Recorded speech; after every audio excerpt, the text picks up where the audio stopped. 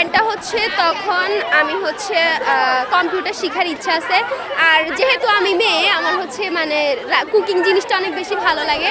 So আমি চাচ্ছি যে মানে একটা কুকিং কোর্স করতে। যে কিছু তো বিনোদন পাওয়া দরকার, সো একটু মানে কোথাও ঘুরতে যাবো বাই করবো, কিন্তু তার মধ্যে আমার টার্গেট থাকবে যে আমাদের বইয়ে যে অধ্যায়গুলো বাকি আছে সেগুলো শেষ করা। এসএসসি পরীক্ষাটা আমাদের জীবনে একটা গুরুত্বপূর্ণ সময়, এটা শেষ হয়েছে। এখন আমাদের জন্য 3 মাস যে সময় আছে এটাকে অবশ্যই গুরুত্বপূর্ণভাবেই কাজে লাগাতে হবে। যেমন যেভাবে টাইম স্পেন্ড করব, একটু আনন্দ মজা তো থাকবেই, সেই সাথে যেহেতু অ্যাডমিশনের জন্য আমাদের প্রস্তুতি নিতে হবে, তাই সেভাবেও সময়টাকে পড়ালেখার পিছনে সামান্য কাজে লাগাবো। আর এমনি একটু পরীক্ষা শেষে এবার আনন্দ মজা ফুর্তি একটু। আমি হচ্ছে কলেজে ভর্তির জন্য কোচিং করতে চাই 3 মাস, যাতে মানে ভালো কোনো ঢাকার কোনো কলেজে ভর্তি হতে পারি আর কি।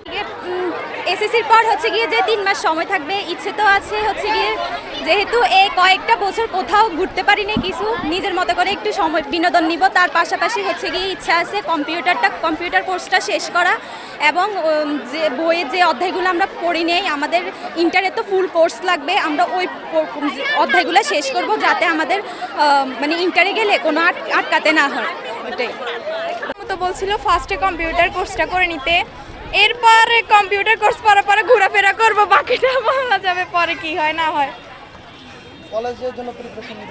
কলেজের জন্য প্রিপারেশন নিব আশা আছে তো ঢাকা, কিন্তু ওইটাতে তো চান্স পাওয়ার মতো ওইরকম ইয়া না, কারণ আমার ম্যাথ এক্সাম অনেক খারাপ হয়েছে।